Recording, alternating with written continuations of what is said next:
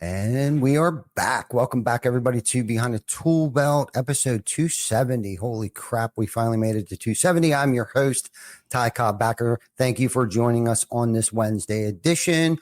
Today, we have another special guest. Stay tuned, and we will be back after our short intro from our sponsors.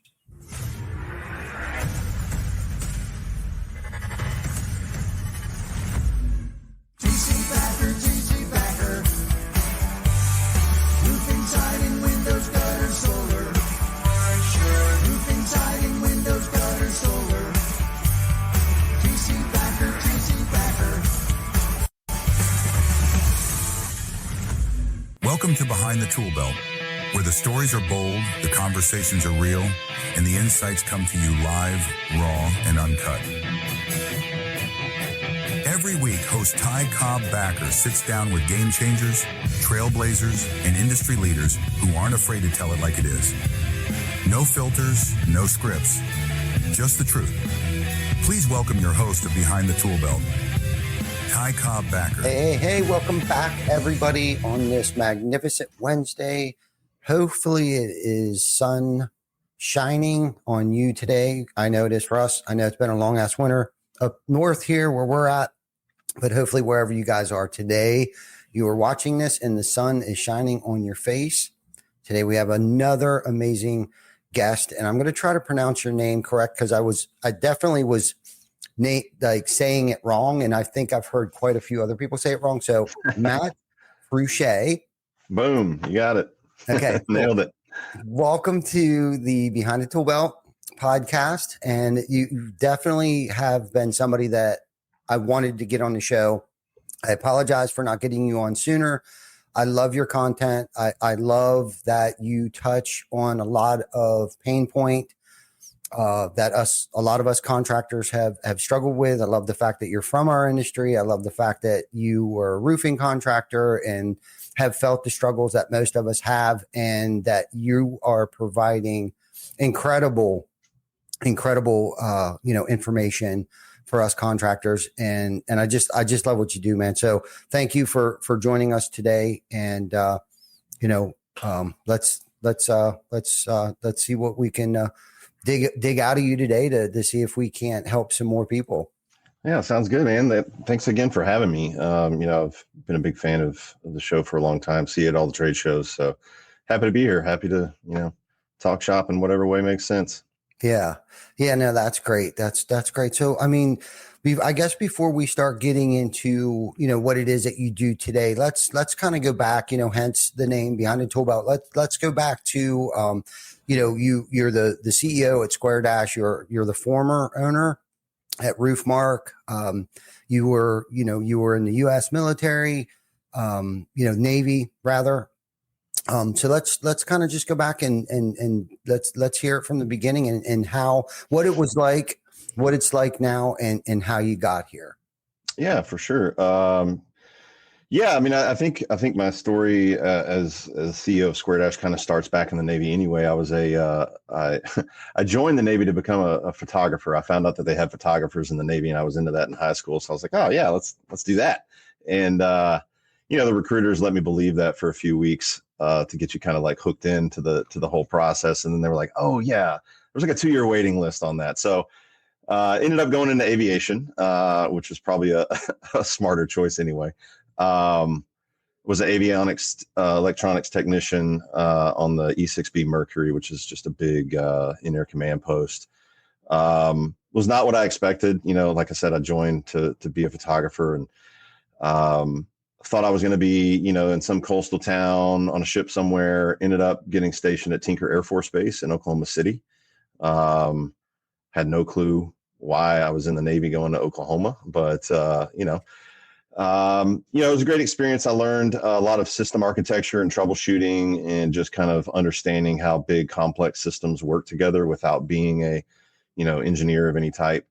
So that kind of like provided a foundation that I didn't know would come in handy later in life. Got out in 2003, and I'm from Beaumont, Texas, a little town on the Gulf Coast of Texas, and ended up bouncing around. I worked for my dad for a little while. He was an industrial concrete contractor.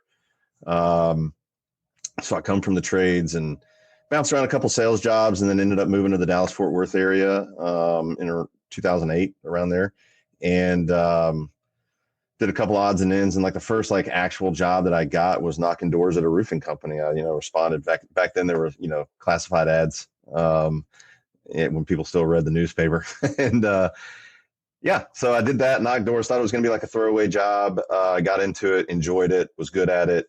Did that for a couple of years, and then started Roofmark in 2010. And yeah, just got into it. It started off kind of slow. I was actually partners in another company with some friends of mine, and roofing kind of started off as like a side. It kind of all happened at the same time, and it took kind of a side stance for a while, and then it's probably 2012, 2013 that I really started kind of taking it serious. And along the way, operating that, we were here in Dallas Fort Worth, so we were heavily, exclusively focused on insurance claims, and just dealing with all of the, complexity of multiple stakeholders, and, waiting on money, and, all that stuff. It just, the economies of scale never really took over in the business, and it kind of identified a problem that we ended up solving with Square Dash. So, wow, kind of the highlight. Yeah, no, that's great. That's great. That gave me some more in depth information about you on more of a personal level, I guess. With your Navy experience, do you think you've applied anything that you've learned in the Navy to your entrepreneurial journey? Oh yeah, 100%. I mean, all of the soft skill stuff, right? Just the discipline, the attention to detail, all of, caring about things. I feel like that's, me and my wife joke all the time, because I feel like as a young adult, you should like be required to do some type of service related job, whether it's serving in the military or waiting tables or bartending or community service or whatever. Because it just, it implants something in your, or it should implant something in your work ethic that's different from a lot of folks out in the world. So I feel like it's an edge. But practically speaking, yeah, people ask me all the time, like, how do you go from roofing contractor to tech CEO, right? Like, it doesn't not always a straight line there. But it was my understanding of system architecture, and just being able to navigate, talking to engineers and being able to understand from a high level, what they're talking about when when they're talking in technical language that maybe I don't know the nitty gritties about. If I, my understanding of system architecture and all that good jazz, definitely came back to help me in this. But that's just like the practical. I think really the soft skills, like the discipline, the attention to detail, all of that stuff. That's really the value from serving, I think, because that stays with you in so many different ways. Most definitely. Do you think it has helped you like get comfortable being uncomfortable? Because I know there's, in the military, of course I haven't served, but I've, have relatives, friends, and everybody that have served, and like boot camp is like, the training that you endure. And I'm not sure if the Navy's like this. I'm sure certain branches of it, but like, do you think it has helped you endure more pain than, I guess, the average Joe? Yeah, probably. Yeah. I mean, there's definitely, there's obviously, we hear it in multiple different places in society now, but there's, value in doing hard things, right? You got to do hard things. The normal things become a little easier. I also think it stems back to, my childhood growing up. My dad, I mentioned he was an industrial concrete contractor. They worked in the refineries of Southeast Texas, big petroleum refineries, Goodyear, DuPont, all kinds. And witnessing my dad, right, who's just like my dad, it's just like normal day-to-day guy in your life. Witness him be in charge of projects where they would pour, 500,000 square foot foundations and, erect, these multi-billion dollar, processing units on top of what he built. I took it for granted when I was growing up. But I think it set the scale for me in like what's possible, just your normal day-to-day life. And then witnessing your dad, run, a crew of 30, 40, 50 people, that's in charge of building a huge, facility. Yeah, I think it shaped my thinking about what's capable and what's possible if you just like stay the course. Yeah. So I feel really lucky for that. No doubt. And that probably even helped you in your military careers as well, I would imagine, because you've already had that good work ethic, bred in you, I guess, for lack of better terms, and I was just, when you were sitting there talking, I was thinking about how my dad and my mom are both entrepreneurs. And, but by trade, my dad's a mechanical engineer. So, but also was a master carpenter. I labeled him a master carpenter. But he was so good. His brothers, my uncles, and his grandfather and my great grandfather were all master carpenters. So my dad always had the knack of just, not just like rough framing houses and stuff like that, but like literally building, cabinets, kitchen cabinets, furniture, stuff like that. So that's what my weekends consisted of. Was we built a bar, because my family's owned a bar for over 41 years now. And so I grew up in that fast paced 7 days a week. The bar essentially owned us, as a family. It was literally a family owned and operated business, but my dad did everything. He was one of those guys, like, we didn't hire plumbers. We didn't hire people. We did everything. And, I wouldn't have gotten through a lot of the things that I've gotten through in my childhood, in my, young adult and in my adult life today, if it wouldn't be me saying to myself at times, and I've caught myself, and I didn't even realize it up until probably about 5-10 years ago, where I was like, what would my dad do? My dad's still with us. My mom has passed on about 10 years ago this February. It's been 10 years, but both of them were such good examples to me. And like you said, I didn't realize that. Like, I almost resented my parents because of the amount of work and them not being home, and, things as a child that we just kind of resented. And we worked. That's what we did.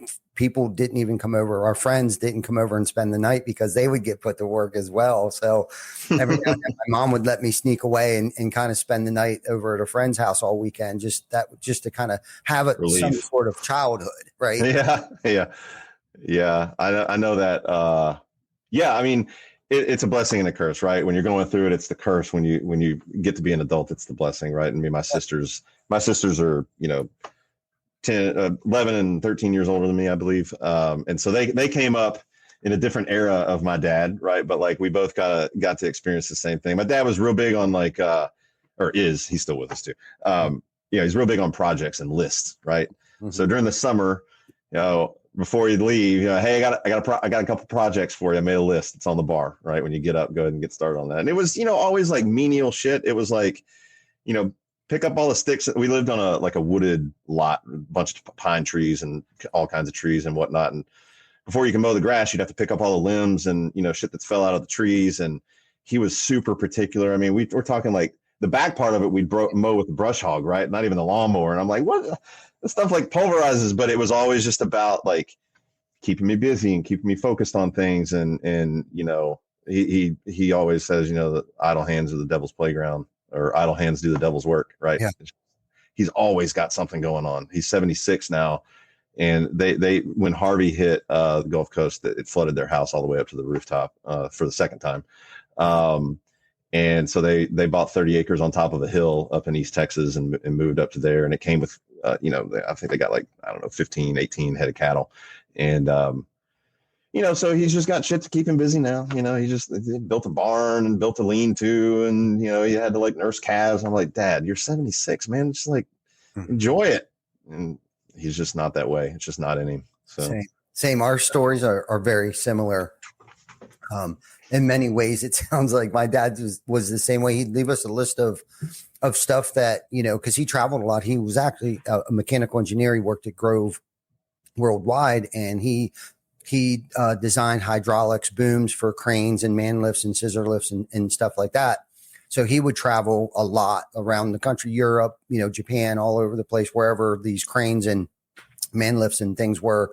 And so he wasn't around a lot, but he always had projects, still has projects, still like he built a cabin in upstate New York. Now he built like a duplex cabin. He calls it Baby Bear, and it's Big Bear Lodge is over here. And on the same piece of property he built, literally, he's out there. He's not doing as much as he used to, but he still has these projects. But this is the thing, whether I think our one of the things that went through my mind is that, good times create weak children. And like, just like the saying goes, hard times create strong men. And I think it sounds like your family has the work ethic that my family came from. And I think my dad, I know for a fact that he just didn't want to give us stuff. Yeah. Right. He knew that we were going to have to earn things once we got out on our own, whatever it was. And he always said, I don't care what you do as long as you're good at it. And where our mantra came from for Behind the Tool Belt came from my great-great-grandfather, and it was a job worth doing is worth doing right. And we still put that on our stuff, our billboards, on our side of our trucks and business cards, things like that. But I added to the end of it the first time. So a job worth doing is worth doing right the first time. And like, I don't care if we were building something like the catering kitchen. And I'm up on the scaffolding. Literally, I'm probably 15 years old, up on this pump jacks and stuff with my dad. And I attempted to roll out the Tyvek paper upside down. Like that, I couldn't do it. It was a no-no. And I'm like, no one's ever going to see it. He's like, that's just not the point. Yeah. You know what I mean? And he was teaching me so much like about integrity, because really, if you think about how a roof is built, it's not necessarily the shingles. It's what I call the integral part of the roof is what makes the roof. It's the stuff that you can't see that you did, the preparation that you did that went into building that roof prior to you putting the shingles on is what makes the roof durable for long term. Yes, shingles are water sheds off of the shingles, but ice and water in the valley, step flashing, tape in the step flashing, drip edge, the parts and pieces that homeowners don't see after you install the roof, the integral part of it. And, it was when he was trying to teach me, it's the things when people aren't watching that you're doing that makes you the person that you are. Yep. And whether he knew it or not, or maybe he was very intentional. I never really talked to him about that. And I probably should before it's too late. And cause he's 70, I think he's 78 now. And unfortunately I live an hour away from him, but it's just still yet too far away for us to connect as much as I'd like to. But anyhow, let's talk a little bit about, your roofing career. Like I said, I watched a good bit of your content. And I guess, what were some of the lessons, and I consider like the losses lessons. So when I say lessons in this context, I mean, what were some of the lessons that you learned as a roofing contractor? And then of course, let's talk about some of those victories, those wins that outweighed your losses as well. Yeah. Oh man. Whew. An hour's not long enough, but, yeah, I think the biggest thing, I was thinking about this morning. I think the biggest thing I learned, the hard way was, how important it is to let the right people inside your company. Right. And I think it's just a natural, just the way people get into this business, right? It's usually by happenstance, somebody that knows somebody, or you did it with your dad, or you take, but a lot of people just find their way into roofing. I think it's like a running joke in the industry. Like nobody wakes up and they're like, I want to be a roofer when I grow up. Some people do, I don't know, but maybe. Regardless. And so it's very easy to, as you're growing the business and you get to the point where you want to start building a team, it's very easy to just kind of like just draw from the gravitational pull of your circle, right? Your social circles, the people that are closest to your friends, families, uncles, aunts, whatever. And that's really dangerous. It can be really dangerous. And if I had it to do all over again, I probably would have saved like 6 years of pain and torment of having the wrong people at various stages inside the business, all the way from, door knockers all the way to leadership. Right. I mean, it's, hiring is definitely not like, it was a learned skill for me, that I'm still, working on to this day as we build the team out at Square Dash. But yeah, letting the right people in your business is super important, because ultimately it's going to set the tone. It's going to set the culture. It's going to, you're not always going to be around in every scenario and situation and conversation. And you really need to make sure that the people that are responsible for helping you grow the business can be trusted and share the same values and are going to do the right thing when nobody's looking, and not going to open the office up at 11 o'clock on a Saturday night because they have keys to it and they need a place to drink. There's just all kinds of stories I can get into, but I think that's probably at the end of the day, your business is it's the people that are in it, and so I think it starts there. I mean, there's all kinds of other nooks and crannies we can go into, but yeah. No, I 100% agree. If you had to do it all over again, what would you do differently? And what would be probably one of the first hires? Yeah, I would not focus on,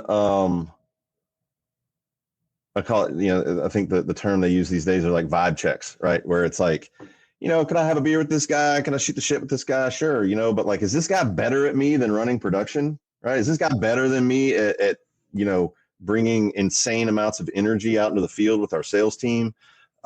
Is this person better than me at doing the accounting and the bookkeeping and keeping all the clerical stuff in order? Right? Mm-hmm. Like there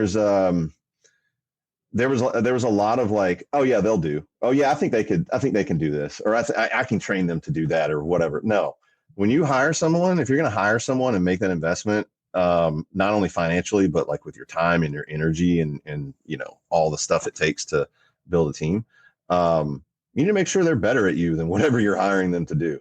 And I think that's, especially in our industry, it's got a lot of machismo and ego. It's what makes people great at selling roofs, which is ultimately what probably leads to most people starting their companies, is being a great salesperson. It can be hard to get your ego out of the way sometimes and want to be like the best at whatever it is and be like, yeah, I'm going to run production. I'm not going to hand that over quite yet. Right. And I think once you make the decision to start hiring people, you really need to like lean into like, no, I need to find people that are like at least 2x better than me at whatever it is I'm going to hire them to do, and take your time finding them. Yeah. Because you can get in a hurry to grow and you can get in a hurry to do all the things you want to do, but slowing down, the saying, hire slow, fire fast. Mm-hmm. It's for a reason, right? You should take your time, find the right people. And if they're not aligning and not performing and not measuring up to whatever it is you measure, you got them loose. And that's much easier to do when it's not your friend or your cousin or your uncle's brother or whatever, so.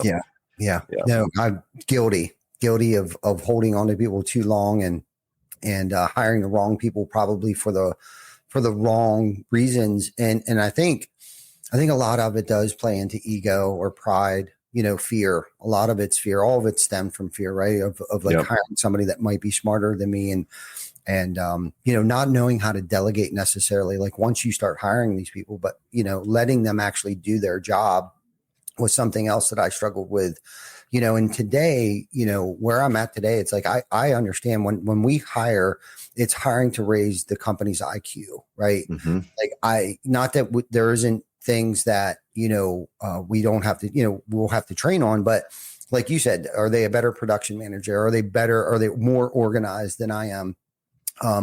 Do they have a financial background? Do they, like what is the experience that they're actually bringing to the table? And I used to think that I used to have to sell people, to come work here, and, that's, and that was okay. But, today it's kind of like they have to sell us on why they should come work here, because we have created such, and I say we, and I emphasize we, because this is no longer about me, and it hasn't been for a long time. It's like you said, it's the company, it's the people that are making this company today. They're our brand, they're our culture, they're our marketing, there are people that they're the face of the company today.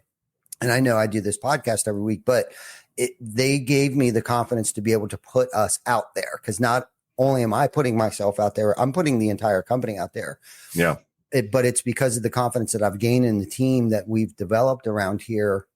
And there's so many smart people here that honestly, there are many days that I am probably the least intelligent person sitting in the room. A lot of these meetings that I attend, that I didn't even host. And I don't have to host every meeting today. Like there's meetings probably happening in the building today that I don't even know that are happening, but I know that they're really good at their job. I trust what they do. And I just had to learn how to let go in order for the company to grow. And the more transparent that I was with people, and vulnerable, the quicker things got resolved, the quicker that we grew, the better quality of the company became, because I wasn't wearing the 15 hats anymore. I delegated 13 of them. That created 13 full-time 80-hour week jobs. And, and I come to find out too, like they may not have started out as good as the way that I did it, but they ended up doing it way better than I can do it today.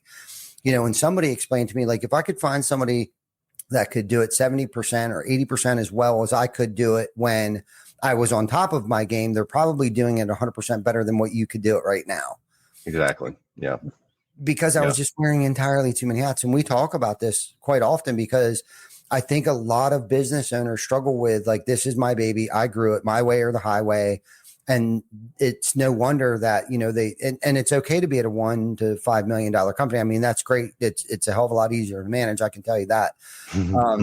But, not being profitable and all of the horror stories that we hear, and let's face it, the statistic is that 80% of us go out of business in the first 4 years. And then in the first 10 year, all businesses, 90% of all businesses in the first 10 years go out of business. And I think a lot of all of it hinges upon leadership and the quality of leadership and the type of person that is in charge of everything. 100%. It starts from the top, and some people get lucky. Some people are just naturally strong leaders. I don't feel like I feel like it was a learned thing. I mean, I've always kind of been in a leadership position, but that doesn't make me a good leader just because I've been in leadership positions, right? You have to be coachable. You have to be open to, learning from your failures and your mistakes, and actually like getting your ego out of the way and pivoting, making changes, all that stuff. So yeah, I think for most people, the leadership thing is a journey, right? It's not a starting point. And if you're lucky enough to get good people around you on that journey, then yeah, that's where magic happens. But if you don't, and you get the wrong people next to you, it just becomes a dumpster fire. It can spiral out of control really quick. So isn't that the truth? And I like how you put it. It is definitely a journey. It's an everyday self-awareness of where am I at? And am I the right fit? Am I that CEO? And if I want to be that CEO, what am I doing personally to develop myself to become that whatever revenue CEO of this company? And like you said, being able to surround myself around good, really quality, smart, driven people. But I think the biggest thing, it all starts right here. And we talk about it all the time, and I'm patting my chest. I don't know. The setup's a little different today. I'm not sure why, but the quality of the education. So I'm continuously educating myself on certain things and aspects of the business, and not even necessarily the business, because I can overindulge on business all day long and can't see the forest through the trees.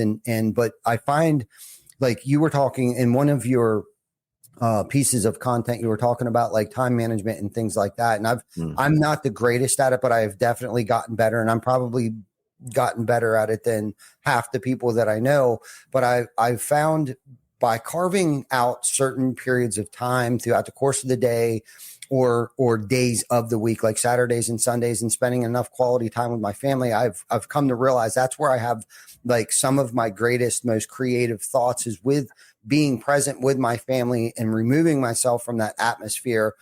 And it goes into, they say you're the sum of the 5 people that you surround yourself with. And that is so true. And it's not necessarily like, it can be family members, and it could be coworkers and co-leaders. But I think more importantly, what am I doing outside of family and work?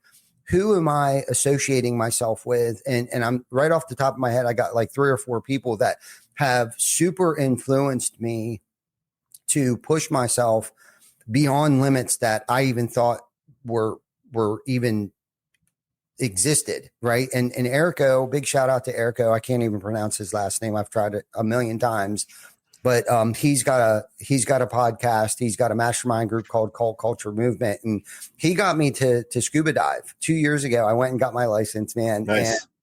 And, and some people listening to this might be like, well, what's scuba diving have to do with leadership? Bro, listen, I laid in bed. I almost did not complete the training that is required. And one night I went the first night to this training. It was, in a pool, and I got all this equipment on, and I'm trying to learn how to breathe underwater only through my mouth. And I've been taught my whole entire life, in through your nose, out through your mouth. Well, this completely contradicts all of that. And so I got home after my first little training, and I'm laying in bed. I'm like, I'm not going back tomorrow. There's no way. Like, I can't do this. And then I started thinking, like, what would my team think of me, or my family, my children think of me if I didn't complete this? What kind of husband, man, leader, if I didn't push myself, like, and I'm the guy, like, hey, get comfortable with being uncomfortable, right? I'm completely going against everything that I preach on a daily basis and set people up to put them in uncomfortable positions to make them better people.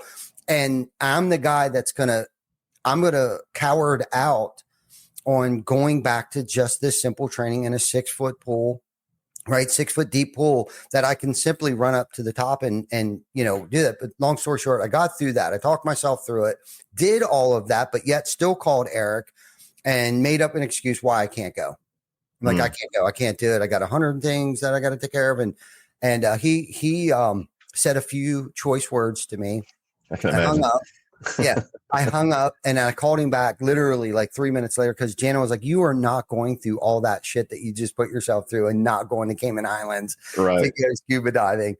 Well, outside of that, we get to Cayman Islands. I did it, but the camaraderie, the fellowship, and the 12 other men that are in high performing levels, entrepreneurs, top salespeople, like, was the best experience for me of being vulnerable, letting go and letting God and having faith in my abilities, putting myself in a very uncomfortable situation and relying on myself to get through that situation with the training that I just recently, had and just got through that entire situation, that it was so life altering that I am not the same person that I was 2 years ago, that I actually ended up going back again this year. But I know it has changed my mindset. And I scale that. I measure, like, let's just say something's happening to me today or throughout the course of the week. I look at, was it as bad as it was the first time going 100 feet underwater? And it's like, no, it's not. So I know I can get through this, if that makes any sense or not. But I often reflect back on, like, that was such a traumatic, even though it was very enjoyable. But for me, because I actually, backstory, I drowned as a child. So, oh, wow. I love the water. I love being on the water. I own a boat. I fish. I love the water, but there's still probably something there in the back of your head. Exactly. Yeah. So I had to overcome that fear. So I faced that fear head on. And that's my point of, like, personally pushing myself to bounds that it was a non-negotiable. I'm not scuba diving, but I did it. I got in the water. We were 130 feet, actually. Yeah. I saw a turtle. Like, this turtle had to be like 300 years old, like, came up to me and let me pet its head. And I was like, okay, all right, this is why I'm here. Like, just chill out, shut everything else off, and be where your feet are. And I've been on this be where your feet are kick probably since that day 2 years ago. I've been on this thing. I've been more intentional with my family. I've been more intentional about my schedule. I've been more intentional about my time, where I spend my time. Like, all these things came about because I've surrounded myself around people like Erico, Joe Huffman.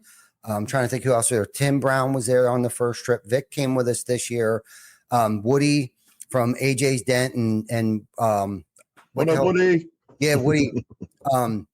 and not to continue to keep talking about this, but it's like those personal development things that have made me who I am today, and a better father, a better husband, a better leader in general, because I don't think I know it all. And I think the biggest part of this, I guess, the wrap this up real quick, is to remain teachable and open-minded.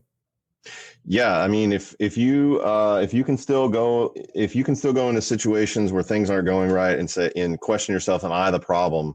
I think you're on the right track, right? Like, is this something to do with me? Because if I can't stand those people that are always projecting, like it's always someone else's fault. They're always a victim. It's always happening to them. It's like, dude, no, it's not. Like, you have it. It may not be your fault, but you have a piece. You have you're involved in this, and what are you doing that might change the outcome? Are you doing something that could change the outcome if you changed it? So yeah, I think having that self-awareness, pushing yourself, that's kind of what I got out of your story, is like, by pushing yourself and getting comfortable with being uncomfortable, you open up new levels in your mind. You open up new bandwidth, right? You're like, oh, like I went through a similar situation. Obviously boot camp was its own thing. And, at the end of it, you got they call it battle stations in the Navy. It's the Crucible in the Marines, but it's like a 18-hour gauntlet that you have to run. And it's like really hard. And by the end of it, everybody's crying and you're just like, yeah, we did it, So there was that. But then probably more impactful in my life was a trip. I got a group of buddies down in Houston, where I'm kind of from. They used to go on backpacking trips, and I went on one with them to Sequoia National Forest out in California. And I was completely unprepared for this trip. Like, my buddies had gone on several of these, and they were like, yeah, it's like day hikes, and then we camp at night, and it's going to be great. And I'm like, okay, yeah, day hikes, whatever. So I get all the gear and all the pack and everything. You got a 40-pound pack on. We hit the trailhead, and, they had a tradition of like crushing a beer before they hit the trail. So we did that. And then someone had some whiskey. I was like, yeah, I'll take a shot of whiskey. And like I was just like completely like not in the right mindset for what was about to happen. And about 20 minutes past the trailhead, I realized how screwed I was, because we were literally on the side of a mountain that just was basically vertical, and we're walking on a path that's a little bit wider than your feet. And my legs were already like cramping up and locking up. And it was like a 4.5 day grueling backpacking trip up and down the mountain, but I was with some of my best friends.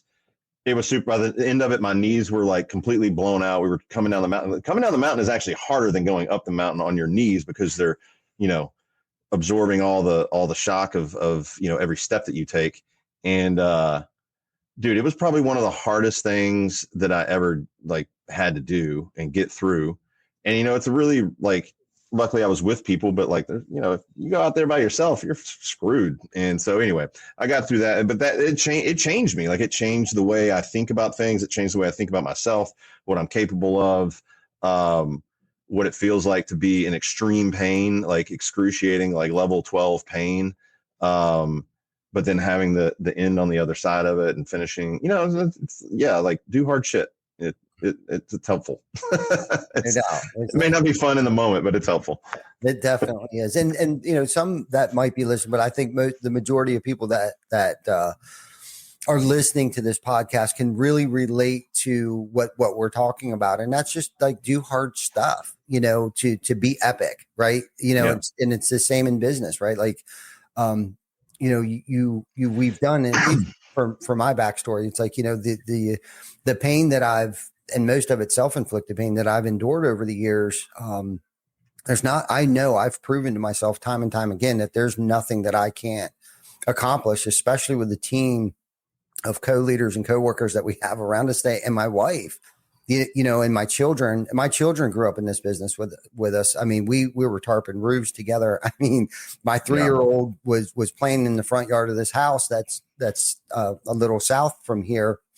My 16-year-old was there, my 17-year-old was there, my wife was there. We're up on the roof, and but I think by also leading by example, for those that are around us, it's attraction rather than promotion, I think. But I think hopefully we can inspire somebody to get off the couch, put themselves in an uncomfortable, healthy situation, whether it's working out or, whatever the case might be. And I work out. Fortunately, I got back into working out about a year or so ago. And, that's what I say to myself too. It's just like just one more. That one more is going to, I do one more, and just continuously trying to push myself to be a better human being. So I'm here on this earth as long as I possibly can be. I got 3 grandchildren today, but unless there's something else that you want to talk about on that topic, I want to talk about Square Dash a little bit and how that came about. So if that goes into your roofing business a little bit, that's fine. But let's talk about the evolution or the birth of Square Dash. Yeah, for sure. Just one final point on what you were talking about doing hard stuff. I think to tie that into like roofing, right, in business. My first commercial job, I was scared to death to do it. Like I didn't know what I was doing. I was just like, I'd been in the business long enough to like, I knew my bearings. It wasn't like right out the gate, but, and we had hiccups, we had issues, we had the DPS come and tell us we needed a permit to put the, telehandler out in the street and block traffic, so there was some lessons learned, but, we got through it and the customer was happy. And that just opened up, it paved the way in my brain of like, like we can do whatever we need to do. We just got to figure it out. You just got to go figure it out. I think most people in this space are of that DNA, right? They just go get it done. So anyway, but yeah, Square Dash. Square Dash, it started as an internal CRM tool in our project, I should say, in my roofing company. This was probably back in 2017 is when we started working on it. And, at the time there was no AI, there was no, none of this stuff that we have now. Right. And so, my co-founder, his name's Jeremy Dick. He worked with me in my roofing company. To this day, probably the smartest guy I've ever met. And we started tinkering. He had ideas, I had ideas. He had about as long in the business as I did. And we kind of, really had this dream of like operationalizing a roofing company through software, right? Because we saw the problem with the business model in the roofing industry where, companies leverage their salespeople to the hilt, right? You got to go knock the doors, you generate the lead, you meet the adjuster, you sign the contract, show up on the day of build, collect the money. Like you're basically running a business inside your business. And to try and find good people that are good at all of that is like good luck. And so we kind of saw a path. We were like, there's like the old fashioned, like, way to do this with departmental and manila folders and paper and doing all this stuff. But can we leverage technology to try and, automate a bunch of this stuff and operationalize it that way? And so that's kind of where it started. We actually did not start with the financial, pillar of the business. We started in the door knocking, canvassing, the sexy part, the thing that everybody loves to talk about, is customer acquisition. So we actually, we built this really cool, like door knocking app that was almost like Zelda. If anybody's played Zelda, where the map kind of expands as you move through the game, right? You don't see the whole map. It just kind of keeps building. And we were able to like pull in homeowner data real time. So it felt really snappy and it was really cool. But we built that on like a low code, no code platform.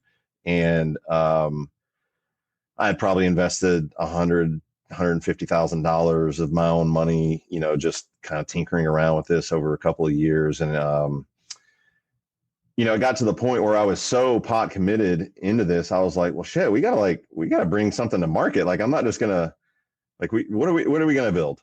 And so, we had all these ideas and we had prototype this, prototype that. We had all the little modules of the business kind of at least mapped out, if not halfway built. But then when I started talking to people and I really like started thinking about the competitive landscape and really did some soul searching on what actually kept me up at night as a business owner, it had nothing to do with how many doors we knocked. It had nothing to do with how many jobs we, had on the books for that week. It had everything to do with the finances of the company, right? Like how much money have we collected this week? Do we have enough left on our credit, line at the material supplier? Do I have enough cash to pay, the crews for this volume of work this week? It was just a constant cash flow ninja gymnastic thing that I was having to manage. And I was just like, either I'm like the world's worst operator, or there's something like structurally wrong with how money moves through this industry. And so that was really kind of where we went down the path of like, okay, so how would we automate that? Like, how would we improve and optimize cash flows if that's like the root of all evil inside the business? Because it affects everything: your marketing budget, how many salespeople you can hire, new trucks you can put on the road, equipment you can buy. And so that's kind of where it started when we decided to like commercialize a product. We were like, well, I don't really want to go compete with Job Nimbus and AccuLinks, and Roofer had just come on the market. And I was like, well, is there something else? And so that's kind of how we arrived on it. And then it's obviously taken, its own kind of course and changed shapes a couple of times along the way. Mm-hmm. We're in the middle of another kind of pivot, if you want to call it that, just because of the things are just changing so quickly in the market, and we see an opportunity there. So, but yeah, and I guess it would probably be helpful to explain what Square Dash is, right? So, mm-hmm. It is a managed cash acceleration service, right? Where we come in and we become the accounts receivable department, or heavily augment your accounts receivable department, and take over all of the billing activity, the follow up with all the stakeholders, whether that be the insurance company, the homeowner. For mortgage endorsements, we've partnered with Ink Payments, where that's included in your monthly subscription with Square Dash. There's no additional fees, and we handle all of that as a managed service, so that you and your team can focus on what you're really good at, and where the soul of the business typically is in these smaller to mid-sized companies, which is going out, meeting new customers, serving their communities, building good roofs, and growing the business.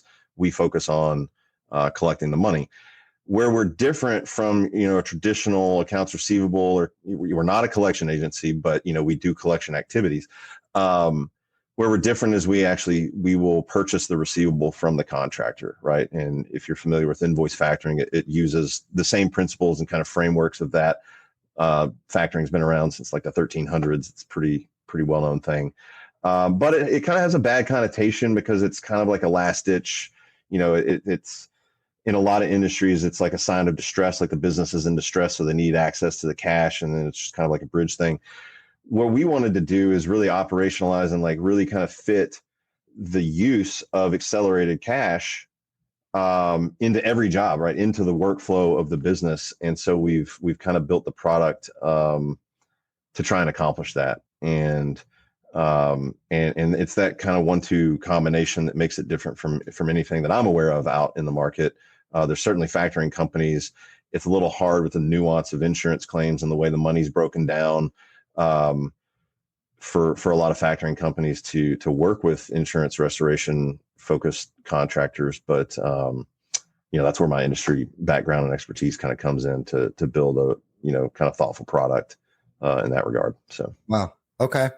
So I guess you're not a collection agency. So you kind of come over and take over people's collections, or not collections, but their receivables. So give me a snapshot. Like, if I would sign up today, what would a contractor expect to happen, I guess? Yeah. So there's a bit of an onboarding process that has to happen, right? This isn't like, hey, here's a tool, flip a switch, and now we're live inside your business, right? Mm-hmm. We're taking over a pretty critical function of the business. And in a lot of cases, it's not really well built inside of the company we're engaging with, right? Mm-hmm.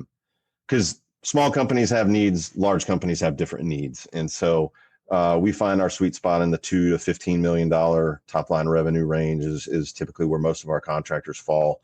There's a bit of an onboarding process where we have a meeting with the leadership team. We really kind of do a deep dive on the business, how everything, like what is your workflow? Like, when do you supplement before the job, during the job, after the job? Is that, 100% across the board? Is it as needed, right? Like, when do you collect the deductible? When do you collect the first check? we really have to understand, like, there's I think we've mapped out about 18 different permutations of how jobs can like land in our lap, right? Based on when this was collected, when that was collected, all that stuff. So we really take the time to get to know that process of the business, so that we can mold our expectation and our staff that's going to be serving them to kind of meet them where they're at. And then after onboarding, obviously there's the underwriting. We look at the financials. We determine, the credit limit that we're going to be able to, deploy into this company based on, the past 6 to 12 months, what that looks like. We'll set credit limits. We'll set job limits and terms and all that stuff. And then we're kind of off to the races. Onboarding takes about a week or so. We have an accelerated option where they can try and do it in the afternoon.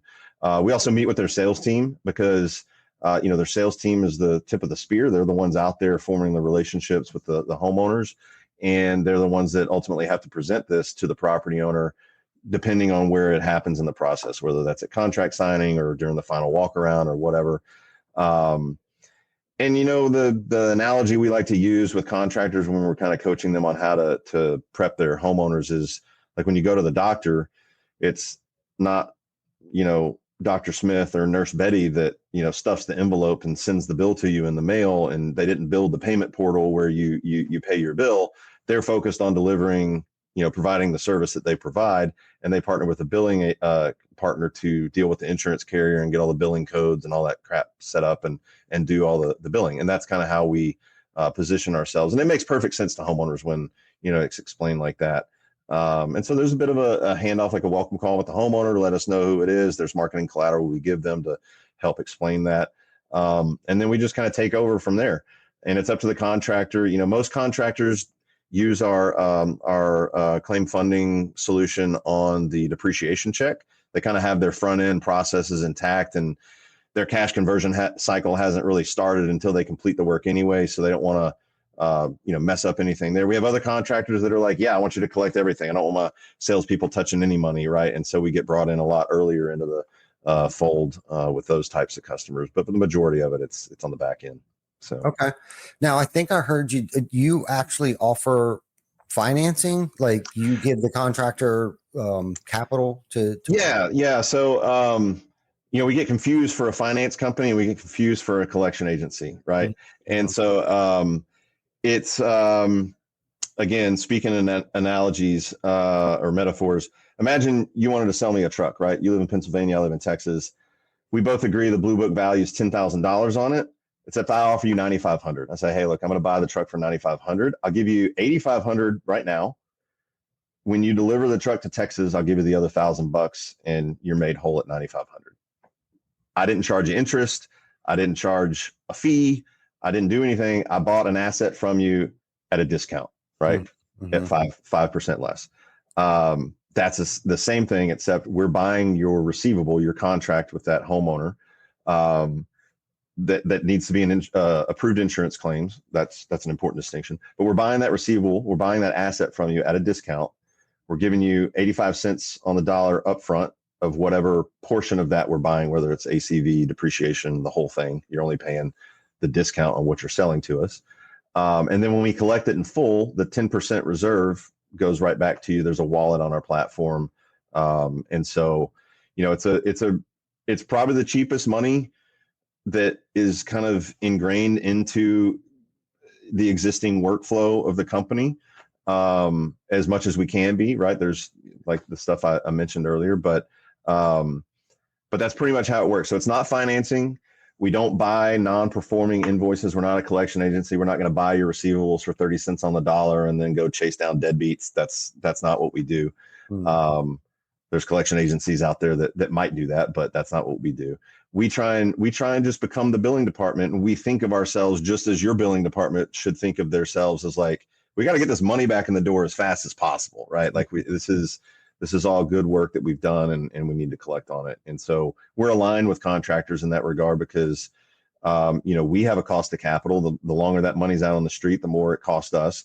And the contractor wants that 10% back as fast as possible. We want to get it back to them as soon as possible because that means we've recycled the money and we can deploy that into other areas. So it's aligned on a lot of ways, and it's meant to reduce and take some administrative burden off the company, especially ones that are kind of going through the growing pains, and then also keep the cash flow flowing through the business so that you can stop acting like a bank and, quit making your salespeople that you hired to go sell jobs like collection agents and billing people. That's not what they're good at. They're good at bringing the steak, not collecting the bill.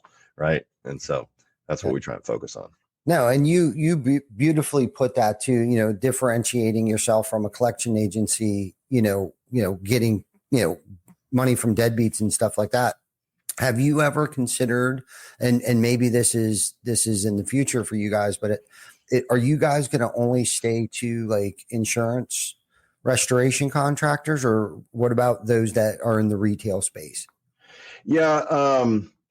For the foreseeable future, we will be focused on insurance claims because, the insurance market as a whole, roofing, hail and wind claims account for about 1/3 of all property insurance claims that get filed each year. The other 2/3 are split between fire and water. Obviously, those are the next kind of frontiers verticals that we want to go into. But even though the claims process kind of works the same, there's some pretty significant nuance difference between how a contents restoration company works versus a mitigation company versus a full service restoration company, how they operate, how money flows through, when it actually becomes a receivable. Like, is a mitigation invoice really a receivable? Has anybody agreed to it?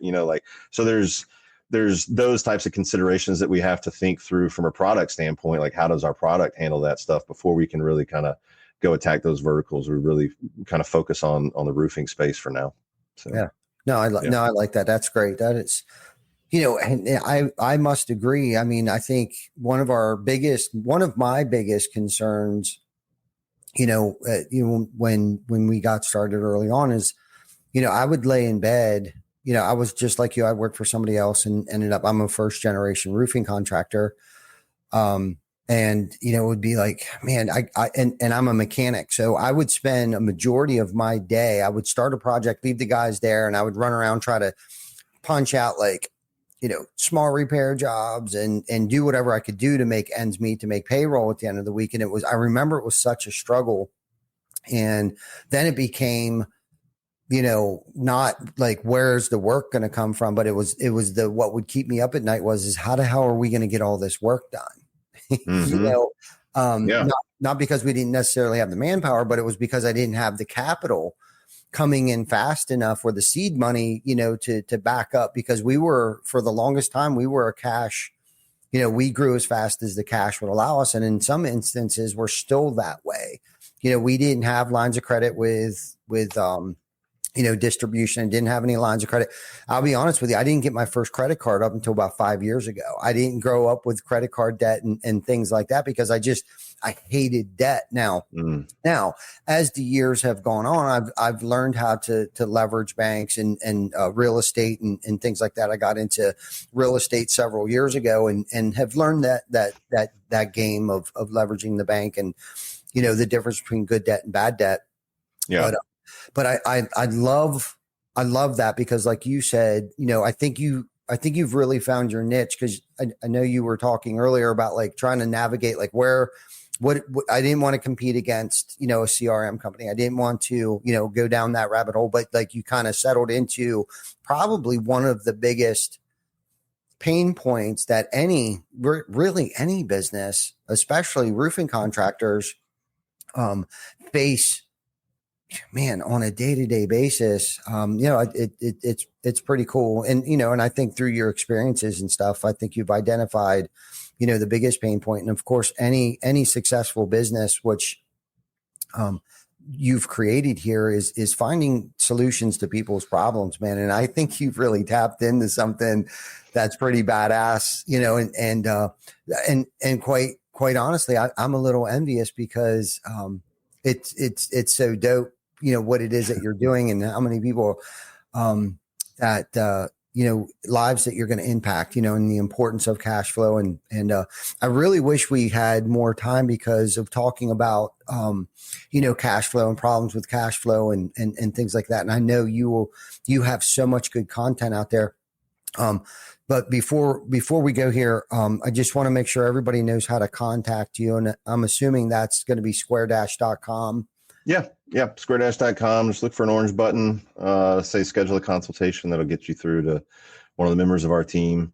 And it's a work in progress, right? Like this is a really hard problem to solve. It's hard enough to do it inside the business, and it's got its own challenges doing it for companies, right? And but our entire team firmly believes like that this is a problem worth solving, right? This is like a universal problem across all businesses, but specifically in our little niche industry. This is like nobody's immune to this, and you just got to figure it out. And so we're super jazzed, super excited to be part of our customers' journey and try and help them. And if we don't think we can help them, or we don't feel like it's going to be a good fit, we will tell you. We're not in this to, it's not a money grab. It's not if we can't help you, we shouldn't be doing business together. And so, if anybody sees this and wants to reach out, please visit square-com, click on the orange button, and we'll have a chat. Yeah, I love it. I love what you're doing, Matt. I love, what your team and everybody in your partnership with Inc. Those guys are over there at Inc. Ryan Holiday is probably one of my favorite people in the world. Yeah, he's great. Him and Ken are great. Yep, such a great dude. So is there anything that you want to leave our audience with? It could be a personal nugget, it could be a professional nugget before we get off here. I think we covered a lot of ground. I think, do hard things and do the right thing, and, you'll be just fine in life and in business. So love that. I freaking love that. So thank you so much for coming on the show. I definitely want to connect with you offline here at some point in time, and you're just a good dude. And I love what you're doing. And not that I want to be a part of it, but I more so would like you to be one of the sum of 5 people maybe that I can be, but thank you guys for tuning in today. Next week, I believe, I just lost my train of thought, but we'll have a guest next week. There'll be somebody there. It'll be somebody. So don't forget to tune in. I'm not sure if I might be out of town next week, so who knows where we're going to be streaming live from next week. But thank you guys. If you haven't liked, loved, subscribed, or if there's somebody out there that you think that might get something from this, please share this with them. And of course, you can reach out to Matt. I'm sure you go on to his Facebook page, Matt. I just want to make sure I'm saying it right. Fruge. You got it. On social media, I'm sure he's on Instagram, Facebook. That's where I follow him. I'm sure I know you got a YouTube channel. So check him out. Check out square-com if you think that your company is in need of their expertise. And I think what they're doing is phenomenal. So until next week, take care of each other, and we will see you then. Thank you for joining us. Thanks for having me. Yes.